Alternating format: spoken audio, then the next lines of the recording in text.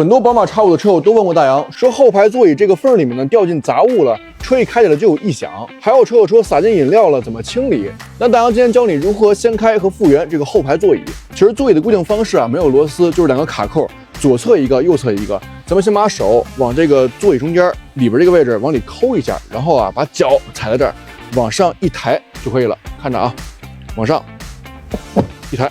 听到吭一声就起来了，然后是另外一侧，方法是一样的啊，脚踩在这儿，用手去抠中间这个位置，然后往上一抬就可以了。然后座椅一抬就能掀起来了，对吧？这就是那卡扣了啊，下面带这个，上面有2个金属杆，往里边一压就卡住了。原理很简单，这样就可以取出里面的杂物了啊，把这一搬开，钢镚、充电线，还有摆件、胖虎，还可以清洗一下里面。